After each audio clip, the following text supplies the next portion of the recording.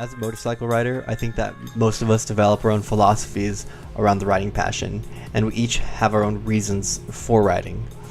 When we first get our bikes, there's that initial honeymoon phase where every day we are excited riding to work, school, or just around town with friends as we get used to the sensation of riding. This phase lasts for 2, 3, 6 months, or maybe even a year or so. That's not to say as we get more time under our belts, we don't get excited about riding. But it's just not on the same level as feeling like a kid with a brand new toy that goes 150 miles per hour.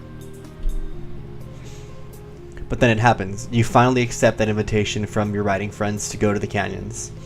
You're nervous with thoughts of, what if I crash? I heard lots of stories of people dying in canyons, and there's always your friend's friend who got into a really bad accident.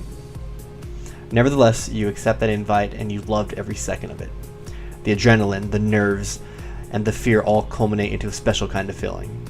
It is a different sensation that you have to get used to as the centripetal forces act on your body, applying downward G-force as you are in the apex of the corner.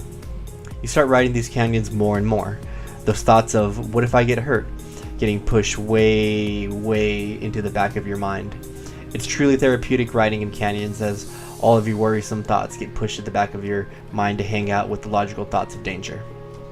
Although the reasons why people ride is specific to the individual, such as some people may need the feeling of being close to death in order to clear their mind, or some people just like to flex because they think it looks cool. You start developing speed as you get faster and faster. Every time you ride, you feel invincible because there's no room for those kinds of thoughts while you're focusing on the road. Along with this feeling comes a certain mindset and philosophy. Your philosophy revolves around weighing the dangers versus the reward. Which one weighs more? On one hand, you know that riding has changed you for the better and has made you a more confident person in your abilities as a human. And you know that you wouldn't be the same without it. But, on the other hand, injury or even worse, death looms over our sport. When the individual realizes this, an active choice needs to be made. Does one continue to ride knowing the danger of the sport? Does the individual completely quit the sport altogether? Or maybe there is a compromise somewhere in between the two.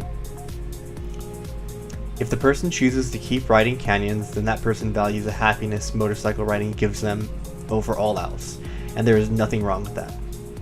But I think that the rational person sees these risks and sees how uncontrollable riding like this really is and chooses to quit.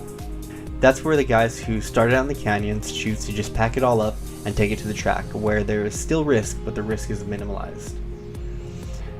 The next logical thought then is, how come everybody doesn't just ride track? And that issue boils down to cost. Riding on a track is really expensive, and unless you are really well off, then you probably cannot ride as much as you would like to.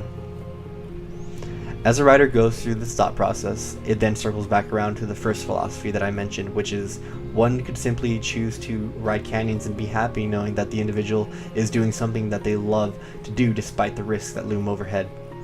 But in any case, as a rider, an active choice needs to be made between these three philosophies.